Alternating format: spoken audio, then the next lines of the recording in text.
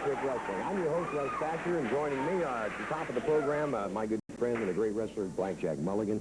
Jack, we got a lot of exciting action on the program today. Many things to talk about. We're going to talk to Blackjack in just a moment. We want to mention that on today's program, you'll be seeing newcomer Wayne Ferris, Big John Studd, Chief Jay Strongbow, Jack Mulligan Jr., Terry Taylor, Kevin Sullivan.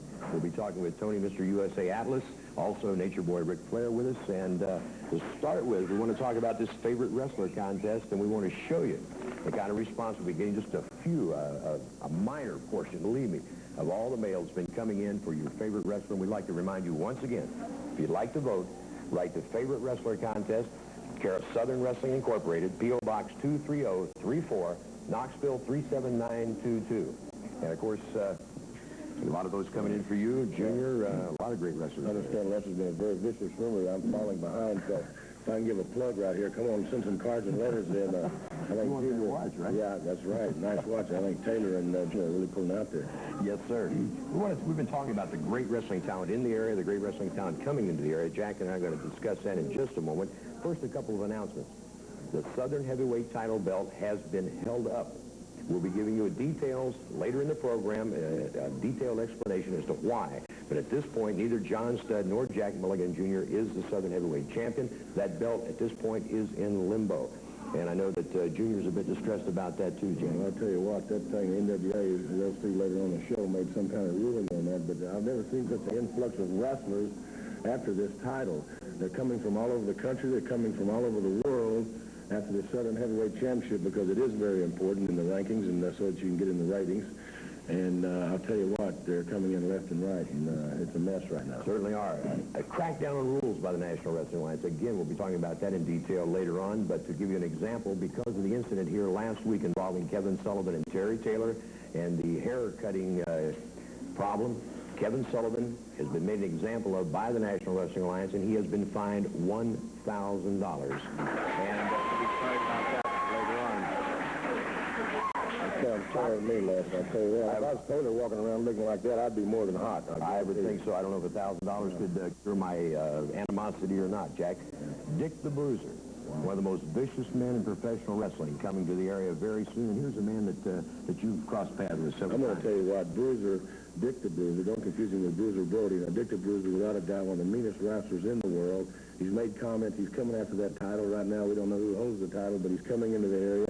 And I don't want to be in his way because he's, without a doubt, he's not an orthodox wrestler by any means. He may start in the ring, but it'll fall out in the street. It'll carry anywhere. He's a very tough man. You mentioned Bruiser Brody. Now, here's a man that you have banged up against all around the country. You blew the lid off the Omni in Atlanta with it. Right. And More than we ever. Oh, he's coming into the area. He's made appearances here already. And the most important thing, I think, in his mind is Blackjack Mulligan. And in your mind, I'm sure, Bruiser Brody. Bruiser Brody, a big man, 300 pounds, about 6'5", a great athlete. And I'm going to tell you something. He knows the word no quarter. He doesn't give in there. He doesn't give an inch. He's one of the ruggedest men. I mean, him and Studd are two of the ruggedest men in the world. You put Angelo Mosca, John Studd, and Brody in one batch there, brother, and you got a tough one. Here we got the match right now. Right. He's got a victim down. He's got a man down. He just keeps pounding. He keeps kicking, keeps stomping. And he tries to humiliate you. He wants to kick you right into dust, Les. That's all I can say about the man. Look at the size of the man. Of course, you two are about equal in size, give or take an inch and a couple pounds. Yeah. You're both out of Texas, and I guess this thing has started and just began to boil over the years, hasn't it? Well, Brody is an old ball player. He's been around some time playing ball. He knows the ropes. He knows what to do.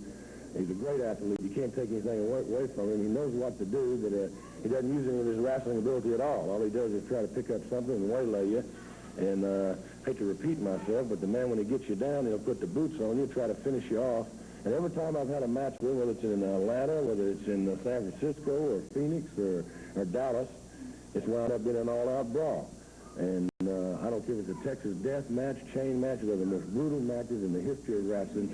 And I'm sure that Brody and I are probably shortening each other's career by wrestling each other. I would say so. I've seen a couple of those matches myself. And you know, Jack, I think Brody always goes into the ring with his size, trying to intimidate the men he's wrestling. But with you, of course, he's got to look you straight in the eye. And I think this is a bit frustrating for him. Well, you know, most big guys haven't got that mean streak in them, that killer instinct. Brody is a man has a huge size, has great athletic ability, and is a mean man. And when I was playing ball, the old coach used to say, get mean, boy, get mean out there. Well, Brody is definitely mean. He'll try to work you over. Look at that knee. That big fella right there, he's no baby himself. And Brody puts the boots on. He's got the man down. He's got him hurt. Look at this knee. He almost decapitates the man at this 300 point. plus pounds coming down like that. He covers him right there and finishes him off. Well, of course, as we mentioned, Blackjack Mulligan and Bruiser Brody have locked horns in the past. And we've got a piece of tape you're going to see in just a moment showing them involved outside the ring where most of your matches take place, right? Right. They start inside the ring, but most of them wind up outside. This particular one, I believe, happened in Knoxville. I'm not sure that's right. That could have been Atlanta, but we're outside. We've got the tables turned upside down. There goes Brody. At this moment, I've got the advantage. That's very rare. It's kind of dark right there because Brody's passing around the ring, but there's some heavy punches exchanging. I take him back around, trying to run his head. I lost my cool for just a minute, but you've got to be ready to go with Brody. Here I am right here. Brody's going wild again. Outside the ring again. The referee just, I think I whacked him over the head with a chair or a shovel. It looked like a shovel at that point. Brody disappears into the crowd. It's very dark that night. But the point I want to make is, ladies and gentlemen, anytime Bruiser Brody is in town, anytime you got a match with him, there's no way you can train for a match with Brody. All you do is just go in there and hope for the best and fight like a son of a gun and hope you don't come out completely in because you don't get injured. Hope maybe your weapon's bigger than his. That's right. That's what it boils down to. Back, we'll wish you a lot of luck. All right. Thanks for being with us again. Blackjack Mulligan, we've got a match in the ring ready to go. Our first event on today's program will be one fall, 15-minute time limit. First, let me introduce to you, at 218 pounds, from Atlanta, Georgia, Keith Larson. And his opponent, making his first appearance on NWA Championship Wrestling at 240 pounds, from Memphis, Tennessee, Wayne Ferris. Referee David Hebner will be back and ready for this match right after these commercial messages. Your bell, and our first match, Wayne Ferris out against Keith Larson. Ferris, a big, rugged individual, a man who comes with great credentials, holder of several regional titles, a lot of tag team wrestling. And this is the man that Jack Mulligan Jr. told us last week that was instrumental in teaching him the basics of the sleeper. And young Keith Larson, a up-and-coming young athlete out of Atlanta, Georgia, 218 pounds. Wayne Ferris out of Memphis, Tennessee. At a very well-placed 240 pounds. Larson makes the armbar effective, and Ferris goes to the ropes. Larson once again back to that armbar. Ferris once again going to the ropes. And Ferris using those ropes to his advantage. Larson giving away about 22 pounds and a few inches in height. And, of course, very important experience.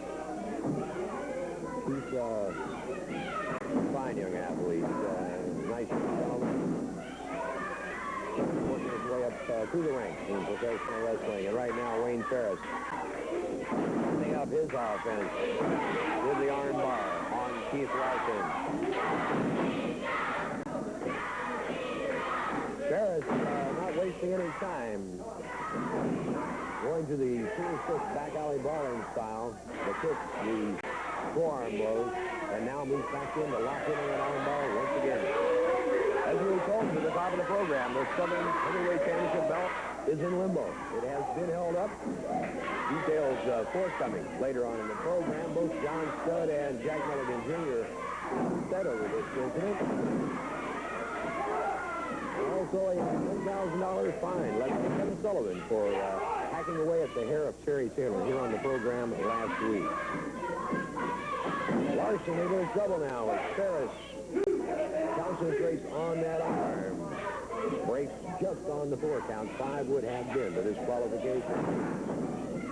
The NWA planning a rule cracking, certainly cracking down on the physical contact here in our interview area. Ferris applying the pressure now on that armbar.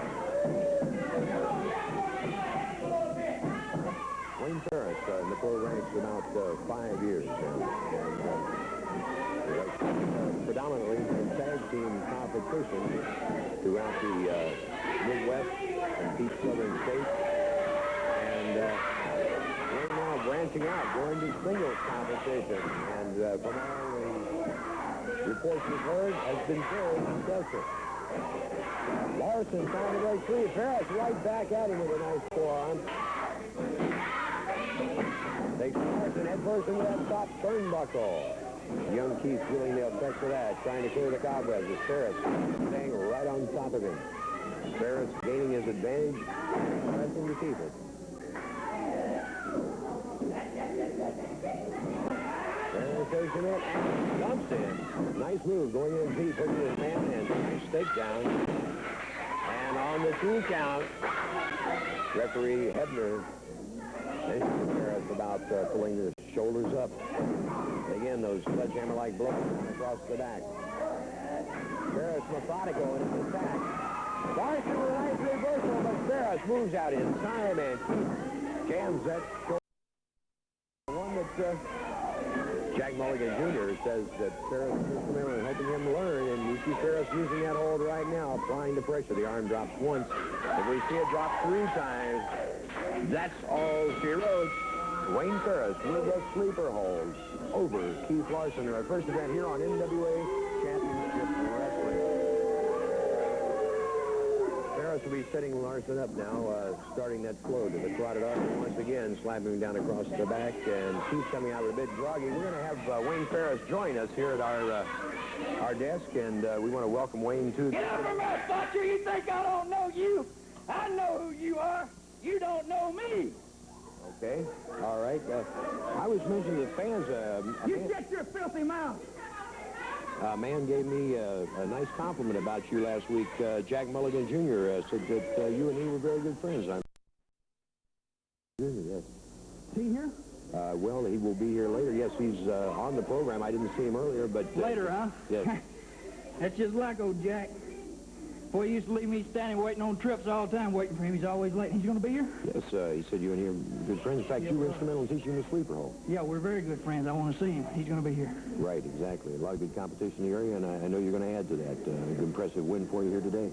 I think I'll wait around and see Jack. All right, Wayne Ferris, very tough competitor and a man of many moods, as we've seen here. We'll be take time out for this, and we'll be back with more action. Against one fall, 15-minute time limit. First, let me introduce the combined weight of 433 pounds, Denny Brown and Kenny Hall. And their opponents right here at my desk. Take a good look at John Studd. Now take a look at this boat. They're a half-inch thick, 8 inches long. And before the show is over, I'm going to perform an incredible speed of strength for you people. I'm going to bend these bolts.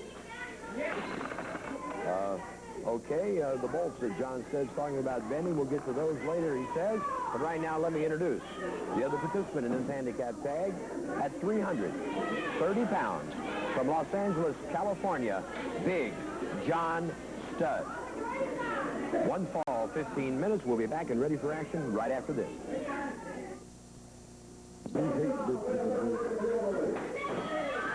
All right, we're ready for action, and the voice you may have heard as we came back on the air, joining me here at our microphones, Tony, Mr. USA Atlas, his comments over the match we're watching. Tony, welcome you to the area, and I'd like to mention to the fans that I've watched this young man, Tony Atlas, from his cradle, basically as a pro, when he was training for his pro ranks, right into the pro, saw his first match. Tony has come a heck of a long way with a lot of great titles behind him. Well, thank you very much, Les. You know, when you get in the ring, the guys like Big John Studd, I'm watching him up here in the ring. This man got incredible strength. You know, the man of his incredible size is to get in the ring and take on 2 outstanding athletes.